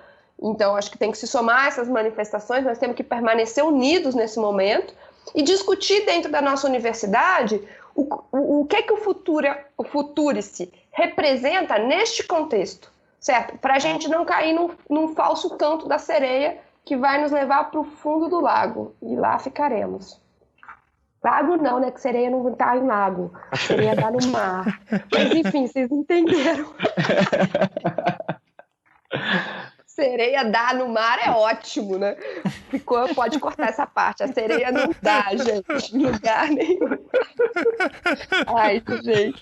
É capaz o ministro acreditar, né? Tem que cortar porque é capaz o ministro acreditar. Sim, o ministro vai falar, professora da universidade acredita em sereia. Daqui a pouco tu tá na próxima entrevista dele, viu? Ai, meu filho, eu já tô esperando essa citação ansiosamente. Vai pro Lattes. Vai pro Lattes. Acho que o Lucas também aqui. Lucas, o que a gente deve fazer? Eu tava Socorro, pensando, essa pergunta ela é tão complicada, porque tu colocou, a maneira como tu colocaste, né, quer dizer, a gente discute nas minúcias o projeto, ou a gente discute, que não são necessariamente contraditórias as coisas, ou a gente discute no macro, né, quer dizer, a política em si, e esse governo em si. E aí eu voltei para aquele ponto inicial, o ponto que o Geraldo deu a partida, quer dizer, qual de fato a abertura para debate em torno desse projeto, a partir desse modelo de participação, de consulta pública. Bem colocado. Quer dizer, eu também estou disposto a discutir os pontos aqui. Tem uma série de pontos fundamentais, pontos anteriores, pontos novos, internacionalização da educação, o próprio debate sobre as OS, que acho que a gente não foi tão fundo, mas tem gente que tem trabalhado com isso e tem visto qual é o impacto das OS, por exemplo, nas políticas públicas de saúde aqui em São Paulo. Mas eu fico me perguntando qual o espaço efetivo. Isso não foi discutido previamente com os reitores, nos foi apresentado da maneira como foi e com um pacote completo, muito amplo e muito aberto. E eu acho que você exemplificou muito bem esses artigos, Maria, que dão uma abertura a um conjunto de regras de governança que a gente não sabe o que esperar, né? Aliado com aquele contexto que eu tinha colocado antes, quer dizer, de um ataque constante do ministro e desse governo à educação como um todo. E mais do que isso, trazem palavras, por exemplo, como inovação, empreendedorismo, mas sobretudo inovação, eu fico pensando, como se fosse suficiente atrair o setor privado à pesquisa, como se fosse suficiente abrir o mercado brasileiro a empresas estrangeiras, por exemplo, como se toda a literatura sobre inovação no mundo não desse, por exemplo, ao Estado um papel central no direcionamento da pesquisa, no financiamento da pesquisa, na escolha de prioridades, etc. Então, assim, a gente fica discutindo o que fazer, como se a gente tivesse que discutir ou os pontos específicos ou o projeto como um todo, mas eu me pergunto uma coisa antes, quer dizer, qual o espaço que há de fato para discutir de maneira pontual esse projeto, da maneira como ele foi apresentado, da forma como o debate foi posto para nós. E com o ministro nos atacando. Perfeito. Não, mas é que aí ele trabalha numa dinâmica de polarização que é muito cara a ele. Quer dizer, ele já antagoniza os professores e a universidade em relação à sociedade e, de certa forma, também justifica o mandato dele da seguinte forma: eu tentei, mas as universidades não foram competentes o suficiente para atrair esses recursos, desconsiderando as condições de fato que existem para isso, sabe? Sim, é verdade, porque uma vez aprovado o futuro, se a falta de recurso vai ser culpa nossa, né? Exato. Claro, isso, exatamente, esse é o ponto. É uma questão. Agora, sobre as OS, a gente já, assim, não sei se a gente já estourou aí o nosso tempo, mas acho que é uma coisa muito importante para falar sobre as OS, que é o seguinte: as OS, a primeira OS no Brasil, a primeira organização social foi uma organização social para gerir o Laboratório Nacional de Luz Síncroton, ali em Campinas, que era o acelerador de partículas, que de fato tinha uma dificuldade muito grande de gestão, porque, veja, era um acelerador de partículas que dependia de materiais caríssimos, super complexos, enfim. Então, se criou esse modelo de organização social para viabilizar, sobretudo, a importação de materiais, enfim. Tá? Então, pra você ter uma ideia da importância do síncroton para a lei de organizações sociais, das disposições transitórias da lei das organizações sociais, consta a criação do síncroton como a primeira organização. Ela não chamava-se síncroton, tinha um outro nome, mas enfim, era a organização do laboratório, enfim, já se cria na lei, certo? A primeira organização social do Brasil. Aí tem, lógico, a contratação de profissionais via SOS. Qual que é o ponto importante aqui para se destacar? É que nós estamos falando de engenheiros especializados em aceleradores de partículas.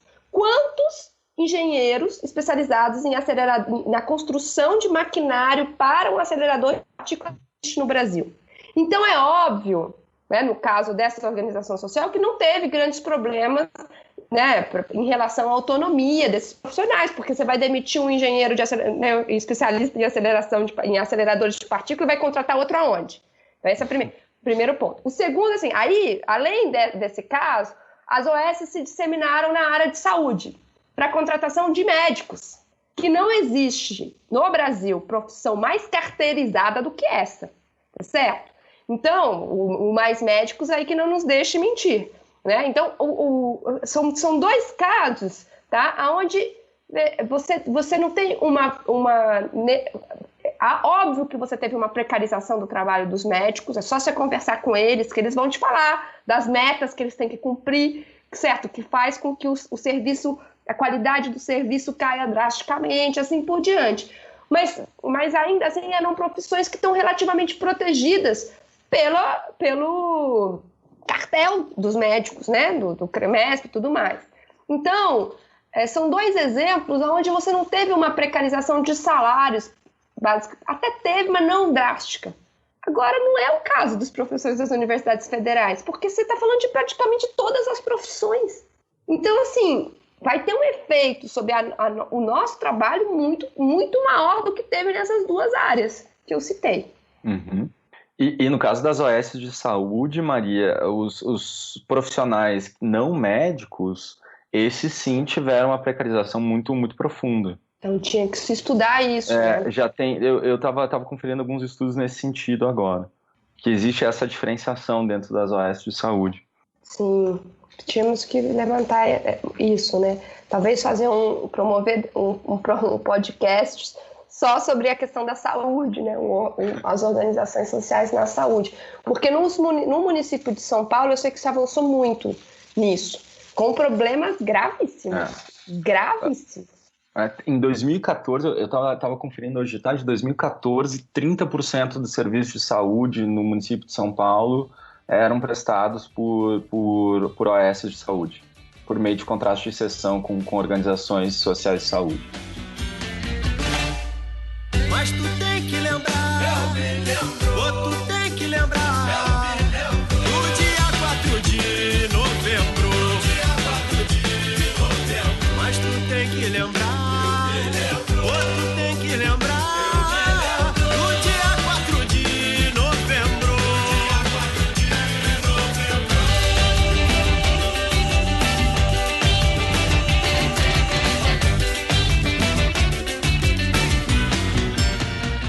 Deixa eu fazer uns comentários aqui.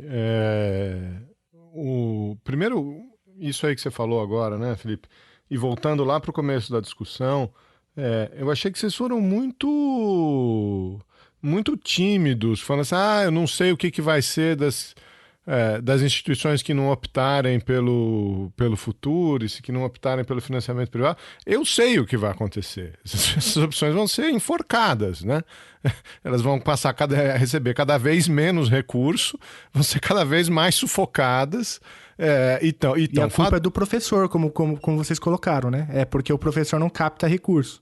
A culpa é de um comunista na reitoria, a culpa é do Papai Noel, sei lá de quem é a culpa, né? Porque o cara cria um problema e vai do mesmo jeito que ele está sufocando as universidades via contingenciamento, vai continuar sufocando. Então não é uma escolha, né? Você vai ter que aderir. Então acho que, assim, eu não tenho dúvida se essa coisa passar, esse negócio continuar caminhando, eu não tenho dúvida para onde isso vai, né? Então acho que isso é uma coisa que ficou lá no comitê. Tem um projeto, tem um objetivo essa história, né? A outra coisa que eu queria comentar, que a Maria comentou agora há pouco, do papel da universidade pública na pesquisa no Brasil, né? Completamente desproporcional, é a universidade pública que toca a pesquisa. E eu diria, contra tudo e contra todos, né? A universidade pública é bem gerida, não é mal gerida, contra tudo e contra todos. Um salário inicial de um professor hoje, em termos do nível de renda no Brasil, é um bom salário, né?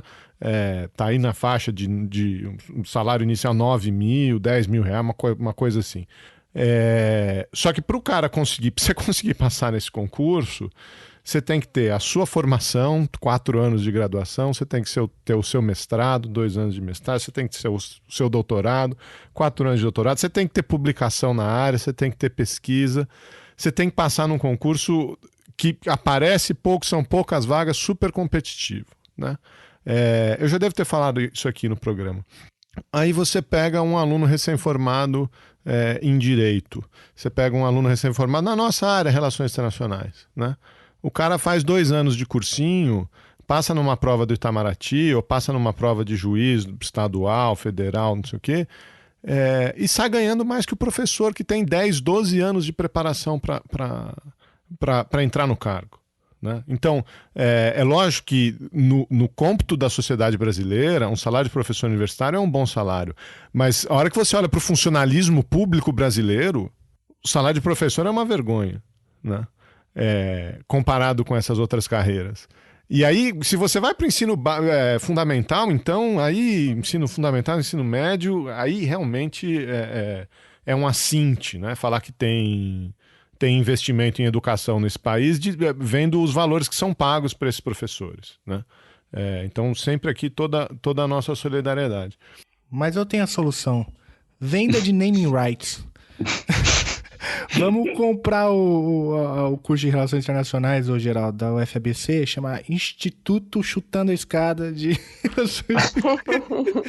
Chegou nesse nível, cara, dos caras sugerirem naming rights em espaços da universidade para resolver problema de financiamento. Moletom, vamos vender moletom e boné, né? Põe um selinho prateado da UFABC e resolve tudo. Exploração da marca da universidade. Que nem Harvard, que vende aquele moletons. Eu acho que ele acha que aquilo ali deve ser alguma fonte de renda. Todo mundo compra. Moletom é foda. Puta. Eu acho que o Geraldo falou uma coisa, assim, ele tocou em alguns pontos muito importantes, né? A primeira coisa é assim, é verdade que o projeto é uma bomba semiótica, uma cortina de fumaça, porque, enfim, vai nos desviar da discussão essencial. Mas também é verdade que existe um projeto real ali. Tá? Então a gente também não pode, eu acho que a gente tem que denunciar esse caráter da cortina de fumaça sem menosprezar o fato de que existe um projeto ali de fato para as universidades. Acho que a segunda coisa muito importante que ele coloca é que existia um consenso na sociedade brasileira de que os professores ganham mal.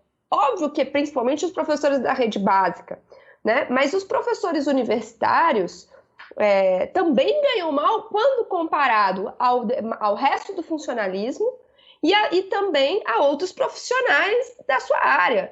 Então, você pega um engenheiro, ele ganha muito mais no mercado do que dando aula na universidade pública, né? Claro que o mercado para engenharia anda muito complicado também, então foi um mau exemplo, mas os médicos, é por isso que a maioria deles já não são dedicação exclusiva nessas áreas que tem mais demanda de mercado. Eu estava lendo uma dissertação de mestrado hoje sobre a Faculdade de Direito da USP, 83% dos professores são de dedicação parcial, ou seja, eles são professores da USP, mas eles também têm outras funções. Tá? Então, de fato, você tem um problema aí na remuneração de professores, em geral, principalmente de professores da rede básica. Não é possível que a gente vá perder esse debate por conta das mentiras que o governo conta. Nós precisamos de mais dinheiro para a educação, inclusive para resolver os problemas que o ministro aponta e que eu concordo com ele que são graves. Por exemplo, a taxa de evasão de 49%. Claro que tem taxa de evasão, as pessoas têm que trabalhar para comer. Como é que elas vão para a universidade se não tem dinheiro, se o país está numa enorme crise e o governo está cortando as bolsas e tudo mais? Então, enfim, eu acho que nós temos que defender, o essencial é mais verba pública para a educação. Acho que esse tem que ser a nossa bandeira principal no momento. Fora Weintraub. Fora Weintraub é mais... Fora Weintraub. Eu chamo ele carinhosamente de Weintraub. Eu chamo, como estou em Minas, chamo de Weintraub. Weintraub. E o Dia Nacional do Estudante Empreendedor? Eu não tinha pego essa, Maria. Artigo 44. Pô, você não viu essa, cara? Não, deixei passar. Não, e é tão absurdo que ele já designou um dia. Uma semana, é que tá lá nas disposições transitórias. Sim, agora eu vi. Uhum. Eu posso fazer uma pergunta pro Lucas? Mas capricha, hein? Não alivia, não. Não, o Lucas. Oi. Não, é que assim, no projeto isso não tem a parte da internacionalização, tem essa coisa que... enfim, o capítulo da internacionalização é super genérico, né? Exato. Mas na entrevista do ministro para o UOL, ele fala lá claramente da fronteira do ensino à distância, tá? E por que o aluno precisa ter aula com o professor do Brasil desatualizado se ele pode ter aula com o professor maravilhoso de Harvard? Tá? Ano passado, eu fui para a Conferência Regional de Ensino Superior da Unesco, lá em Córdoba, que era a comemoração dos 100 anos da Revolução de Córdoba, e teve um encontro, eles fazem, para preparação para a Conferência Mundial de Educação Superior, eles fazem conferências regionais.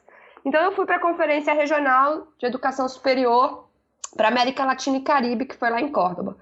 Qual era a grande discussão na CRES do ano passado, tá? Os acordos, e aí a sua especialidade, né? Os acordos internacionais de serviços que abririam as portas, tá? Para desterritorialização da educação superior, em especial a atuação de grupos internacionais na venda de ensino superior privado à distância, tá? Sim.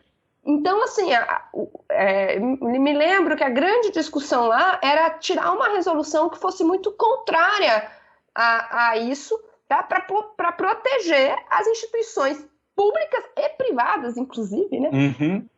Que atuam em território nacional. E assim, você acha... ele falou ali algumas coisas que me pareceu que ele está com isso, ou seja, que tem isso em mente, né? De você liberalizar a prestação de serviços a tal ponto que você possibilita a atuação desses grupos. E me preocupou particularmente um artigo da lei, que agora não, foi uma pergunta longa, desculpa, gente, é momento consultoria.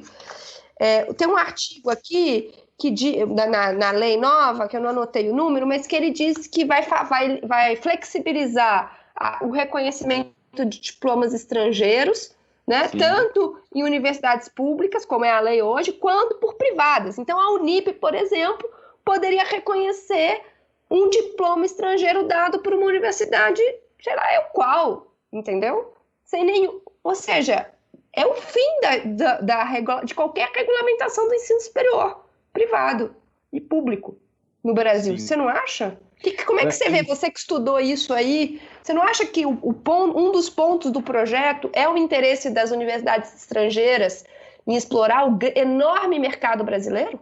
Então, esse é um ponto, na verdade, a gente até já tinha discutido no outro Chutando, Maria, e é muito interessante, assim, eu acho que, claro, esse debate sobre serviços educacionais é um debate muito forte, obviamente, da década de 90, ali no contexto de negociação do Acordo Geral sobre o Comércio de Serviços, e ele é um debate que é engraçado, eu esqueci de mencionar isso, mas quando eu leio as entrevistas do ministro, eu lembro sempre desse debate, né? Porque há uma certa confusão de que atrair investimento, e aí eu estou falando de investimento comercial mesmo, né? Investimento estrangeiro em educação significaria atrair esses grupos privados não lucrativos de elite do mundo. É como se você fosse trazer de fato Harvard para cá. E o que nós já tínhamos discutido, enfim, já discuti em outros artigos, a minha tese, a gente já discutiu aqui, é que, na verdade, esse processo de liberalização de serviços educacionais, o grande foco são os grupos privados lucrativos.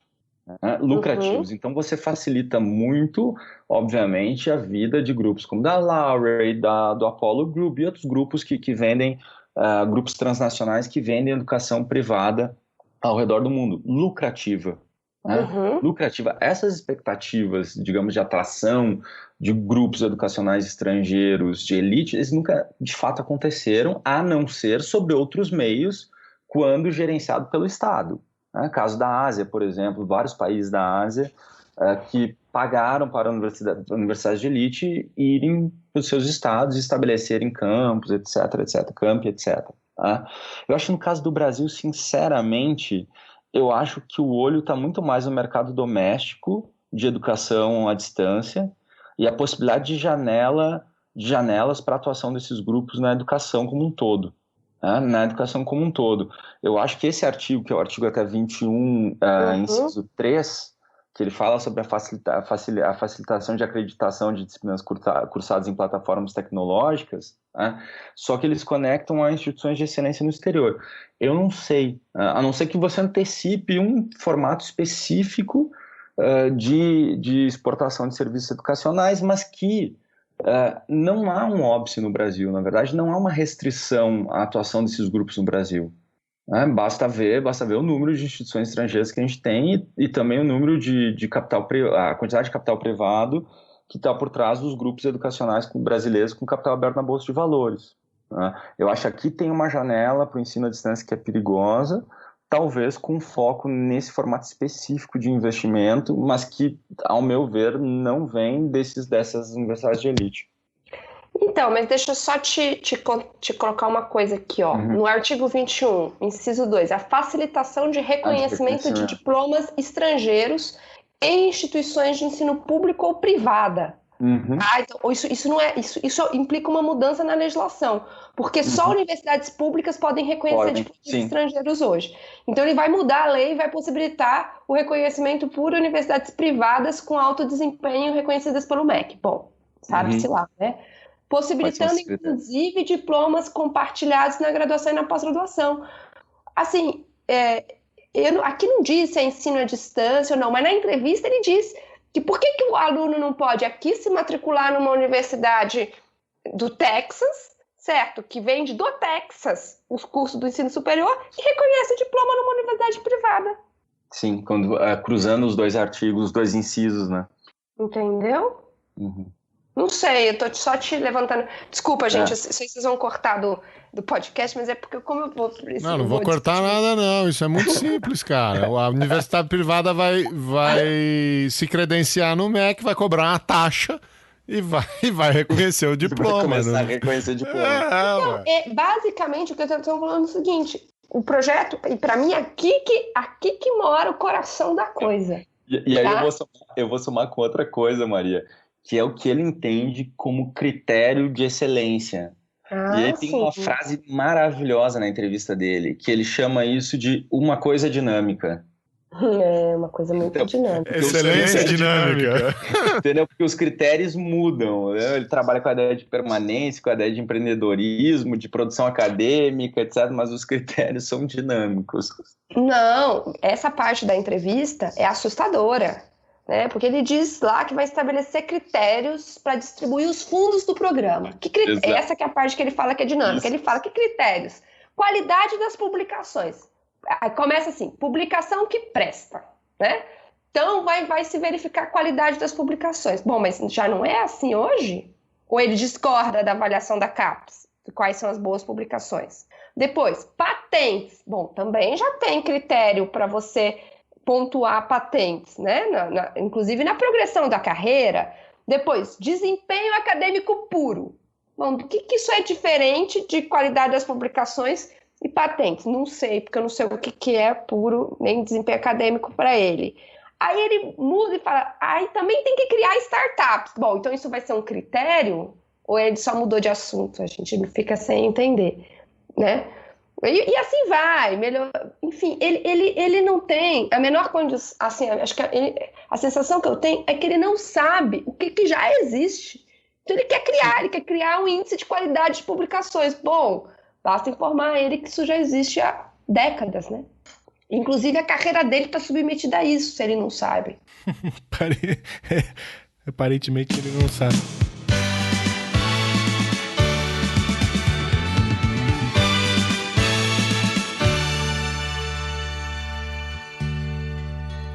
Essa noite eu tive um sonho de sonhador, maluco que sou, eu sonhei com o dia que a terra parou, com o dia que a terra parou. Que bom que vocês estão aí atentos, olhando para isso com muita atenção, né? Entendo os dilemas, né? Porque como debater um projeto que o debate não está posto, né? Como articular ideias, tentar trazer dados para um debate que não está posto e, portanto, com receio de sempre legitimar um debate que não existe, né? Que é um dilema, mas eu acho que a gente conseguiu fazer um panorama aqui, deixar claro para o ouvinte do que se trata, né? Que isso é um perigo, é um risco, que isso representa uma séria ameaça à educação pública superior no Brasil, que há um projeto de Estado por trás, que precisa ficar muito claro, a gente precisa entender tanto o micro, né, os pormenores do que está posto, mas também essa leitura macro que vocês fizeram foi muito, muito interessante. E deixo aí sempre à disposição aqui o nosso modesto espaço para a gente poder conversar sobre essas coisas todas. Conte sempre com a gente. Muito obrigado, gente. Muito obrigado mesmo. E a gente que agradece o convite, Felipe e Geraldo. Eu agradeço muito a oportunidade de conversar, aprendi muito aqui.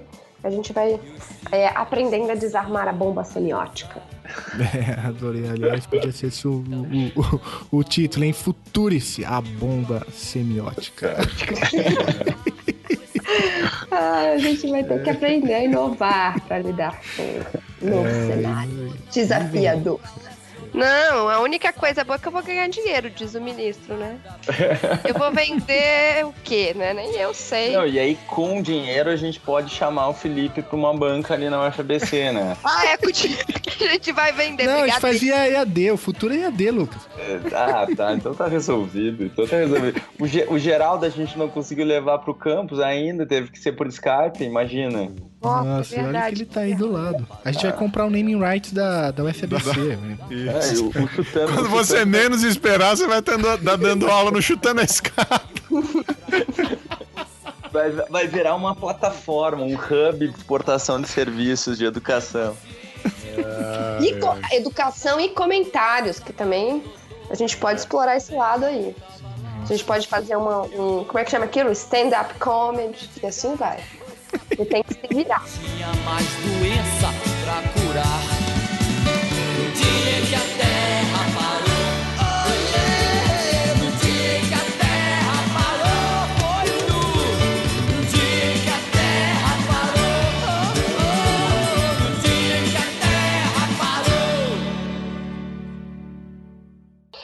Eu tenho uma fofoquinha, gente. Uma fofoquinha. Vocês querem a fofoquinha? Claro. Vocês sabem, né, que o nome Futurice é de uma universidade privada, certo? Que vende justamente cursos de universidades norte-americanas com suas próprias plataformas de MBAs, entendeu?